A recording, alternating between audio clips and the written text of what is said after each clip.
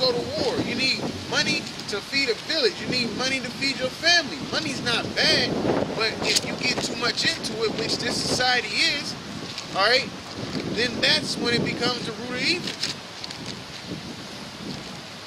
And not even just robbing, but blinding you, man. You having a love of money, you got 3, 4 jobs, and that's all you worried about is money. You're not worried about your life. You're not worried about these scriptures, really. All right? That's why the scriptures tell us to be quiet. You know what I'm saying? In the sense of don't move around too much. You know what I'm saying? Don't be a busybody. You know what I'm saying? Sit your ass at home. And it took me a while to learn that, man. But that's what's best for me. Because I know I like to move. And when you move, that's how shit comes up. You know what I'm saying? You'll end up in the wrong situation. Like, shit, I just go by my dad's house and Dad'd be like, oh, take me here, take me there, you know what I'm saying? And I'd be like, God damn, I should have just took my ass, you know what I'm saying, to the crib. Because he want me to take him 50 different places, you know what I'm saying? And I'm supposed to be meeting up with the bros, now I'm all late to camp, you know what I'm saying? Because my dad wanted me to, well, actually because I went by his house, being a busybody instead of just handling business, man. And that's what this is about. This whole truth is about handling business. Your business of salvation, all right? So like the brother was saying, like, we ain't shit.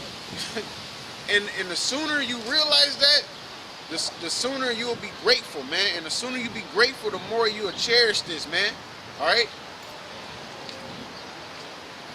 Scriptures also say to be content with thy wages. Yeah. So, whatever you getting, man, as long as you got enough to, make it to the next payday, so to speak, or, as long as your bills is paid, and you ain't really one for nothing, you shouldn't go out and seek to get, 2 extra jobs so that, you can throw 24s on the Camaro. On the marrow. Ecclesiasticus 31:1. Watching for riches consumeth the flesh, and the care thereof driveth away sleep. Read that again. That's it. Ecclesiasticus or Sirach 31 verse 1. Watching for riches consumeth the flesh. That's right, man. Wanting for them riches. It's gonna consume you, man. It's gonna take hold of you. It's gonna be you. It's gonna transform you from who you was into a new nigga, which is a carnal man. And what is it saying, Corinthians? To be carnal is basically death. Says, and the care thereof driveth away sleep. That's right, man. You care for the world now. You're not taking hold of those spiritual things. You're not in the spirit of the Most High. You at work, you grinding at work. You can't grind for the Most High. You can't read as much. You can't watch and do, the study that you need. You're not praying as much. Your spirit ain't getting that Spiritual nutrients. the nutrients that it needs. You need a spiritual Gatorade. You get the spiritual electrolytes back in you. Jump down real quick, then we'll get back to what you have. This is Ecclesiasticus 31:6 and 7. It says, gold hath been the ruin of many, and their destruction was present. It is a stumbling block unto them that sacrifice unto it, and every fool shall be taken therewith. That's right, man. It's gonna take you in the wind. And that goes into what we're talking about in this chapter about being in the truth and then getting taken out of the truth. That's exactly what the love of money gonna do for you. You know what I'm saying? This is an L society for us. We ain't doing nothing here. We were brought here to take an L. So nigga, take your L while you here. If the Most High give you something or give you a little leeway, thank the Most High that he did that. But for the most part, man, we ain't supposed to be winning in this society. And if you are winning as much as you are, be thankful that the Most High gave you some kind of leeway. But don't take his kindness for weakness and, try to get over on him, because he can kick your ass out. Because he don't need you, like the brother just said. He don't need me. So, I mean, I'm not just telling you and YouTube land or anybody else here, you know, I'm telling myself that as well. The Most High don't need me. So I need to be humble. I need to be thankful. You know what I'm saying? Give all honors and glory to Yahweh Shem Yahshai every day for waking you up and keeping you in this truth. You still in the truth. Because it's nothing to boot you out and to have you bugged out. I done seen it too many times. This is back in 2 Peter chapter 2, verse 3. It says, and through covetousness shall they with vain words make merchandise of you, whose judgment now of a long time lingereth not, and their damnation slumbereth not. That's right, man. You going on and you think, you know, ain't nothing gonna happen to you, but man, that judgment's gonna come. It's gonna come swift. You know, you gonna get what you earn. You know, if you earn that concentration camp, you gonna, you know what I'm saying, get that wage. You know, if you suffering in a pestilence or, you know, starving in a famine, ultimately it's gonna be eating a missile. If the Lord don't take you out before then.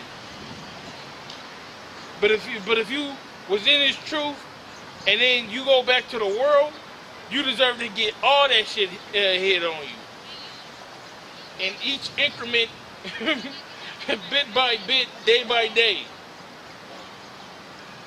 It says, for if the Most High spared not the angels that sinned, but cast them down to hell and delivered them into chains of darkness to that's us.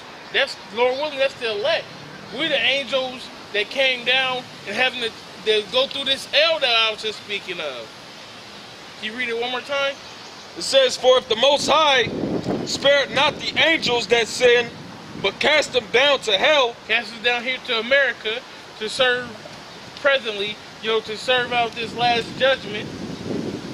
It says, and delivered them into chains of darkness to be reserved. That's these bodies that we in. The chains of darkness.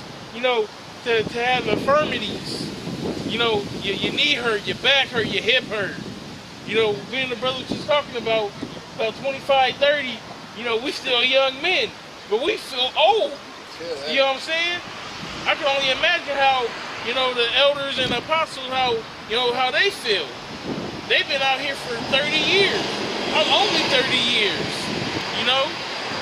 And, you know, fucking GMO society, chemtrails all on you. You know what I'm saying? Your immune system ain't as strong as it's supposed to be. You know, we not grown to the stature that we was at once upon a time. The food's not as good. The food's not as healthy. The food's not the size that it used to be. This is an L society, and we gotta take that L while we here.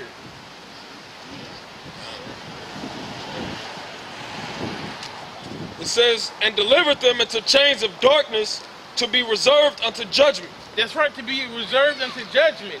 And you're gonna get what your judgment is. If you're a prophet and you did the works of the Lord, you're gonna get the judgment of a prophet, and you're gonna, Lord willing, get the kingdom. But if you're a nigga, you're gonna get the judgment of a nigga. You're gonna get destroyed and have to come back into the kingdom as a babe. So you're gonna get what you earn. You're gonna reap what you sow. It says, and spared not the old world, but saved Noah the eighth person, a preacher of righteousness, bringing in the flood upon the world of the ungodly. That's right, man. So, no, this is 2 Peter. 2 Peter chapter 2. Chapter 2. Read that one more time. Fine. It says 2 Peter 2 and 5. And spared not the old world, but saved Noah the eighth person, a preacher of righteousness, bringing in the flood upon the world of the ungodly. That's right, man. Back then, Noah was the elect. Noah and his family represent the 144,000 and the 1/3. And everybody else got killed. So that's what's going to happen in these days. It's not going to be by water or by a flood. It's going to be through those thermonuclear missiles. And the elect, the 1/3 of the Negroes, Latinos, Native Americans, that get right with the Lord, with the Most High, those are the ones who's gonna be spared.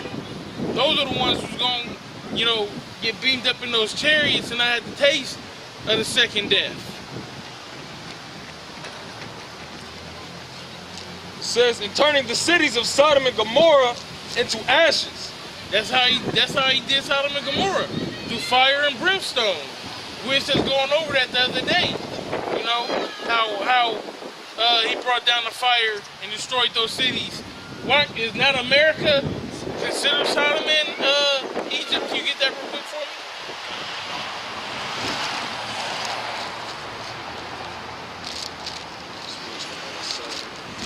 It should be 18, I believe.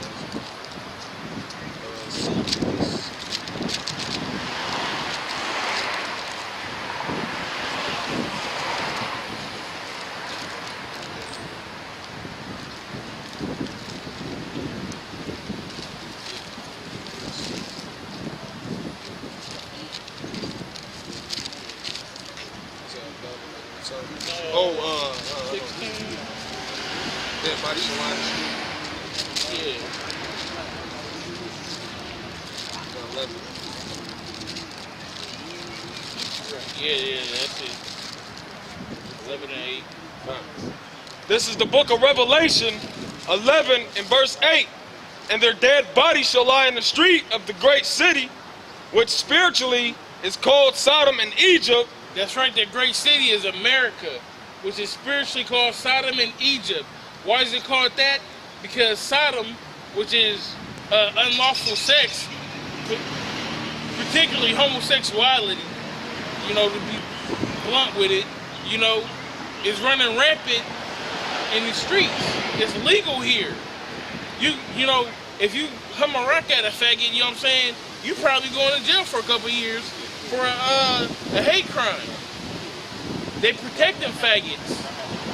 And that's what Sodom and Gomorrah was all about. They tried to rape the angels. Like it was prison. It says, where also our Lord was crucified. Hold on. Because it's also called Egypt, because that's where we were bought for bondage. We were in bondage in Egypt, and we're in bondage here in America.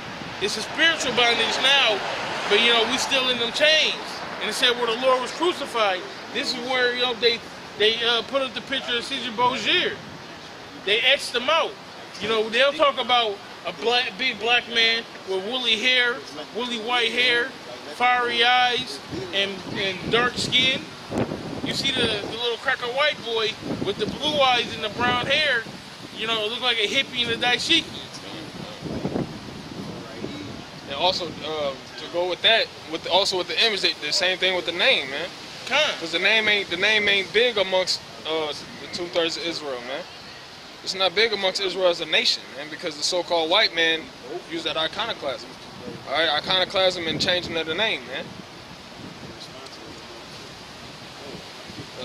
Let's see, back in 2 Peter's 2 and verse 7, and delivered just Lot, vexed with the filthy conversation of the wicked. That's right. And he delivered. That was Lot's salvation, so to speak, from the hellfire that fell on Sodom. He was a righteous man, so the Lord got him out of there. He delivered him. And that's how the 1/3 is going to get out of America. We're going to be delivered from the hellfire, from the destruction. But you niggas, you know what I'm saying, you're going to get what you deserve. You're going to get that judgment. For that righteous man dwelling among them, and seeing and hearing, vexed his righteous soul from day to day with their unlawful deeds. That's right, man. You can just picture Lot on a day-to-day basis, going to water his flock, or, going to, get some food, or going to the market, doing everyday things that you do in the society, and seeing, the sodomy running rampant. It would vex you. Every day you would want to, but you can't do nothing, you outnumbered. If he didn't put one of them to death, they'd have, attacked him. And did all kind of, who knows what to him. And he even knew that. And he was such a good man that when the angels came, he gave them place to stay to protect them away from these niggas. And when these niggas came to his door, he still tried to, reason with them. Like, hey, I got 2 virgin daughters. Take them and leave these men alone. And what they do, they don't know. We want that booty. Door busters. The door busters. The bunker busters. Old and Right, old and young. That's how America is. I mean, since we've been out here, we already seen 2 female relationships, man. 2 sets. Yeah, 2 sets, 2 pairs. 2 pairs. You know what I'm saying? But that's America, man, and it's normal.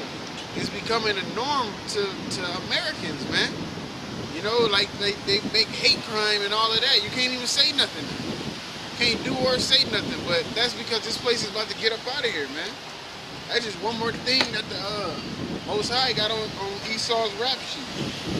You allow homosexuals to get married, and you put a law for them that if they get harassed, they can pretty much, the harasser can go to jail.